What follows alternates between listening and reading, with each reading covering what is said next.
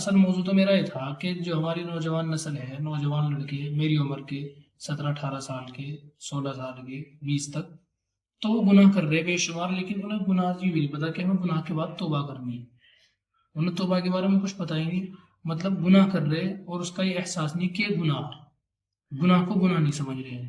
گناہ کا تصور دل سے نکل گیا کہ یہ گناہ. جیسے میں نے کوئی گناہ کیا تو میرے دل پہ ایک نشان لگ جائے گا دھبا.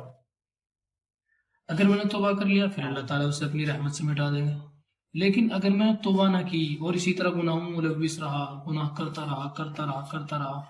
حالانکہ جب انسان گناہ کرے تو ایک مرتبہ نفس لوامہ جھنجھوڑے انسان کو کہ تم یہ غلط کر رہے، صحیح نہیں ہے. لیکن جو نفس امارہ پھر وہ غالب آ جا، جو برائی کی طرف دھکیلنے والا.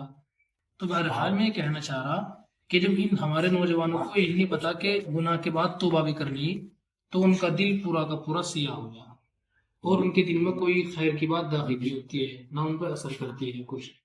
اور اس طرح ہمارے نوجوان بالکل بیکار ہو گئے، کسی کام کے نہیں رہے. دینی اعتبار سے بھی نہیں کسی کام کے رہے اور دنیوی اعتبار سے بھی نہ کسی کام میں فوکس کر پاتے ہیں. اس کی وجہ یہی کہ گناہوں نے ان کے دل پہ غلبہ پا لیا.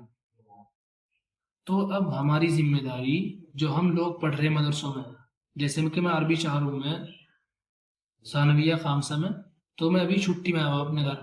تو یہاں کے جو میرے دوست احباب ہیں، میرے تایا چاچا کے لڑکے ہی، تو وہ ملتے رہے تو ان کے حالات دیکھ کے بڑا افسوس ہو. لیکن کنٹینیو میں یہاں رہ نہیں پاتا نا، اس لیے آج اب تقریباً 10 دن کی چھٹی میں ہوں. تو اس میں میں کوشش کرنی چاہ رہا ان لوگوں میں.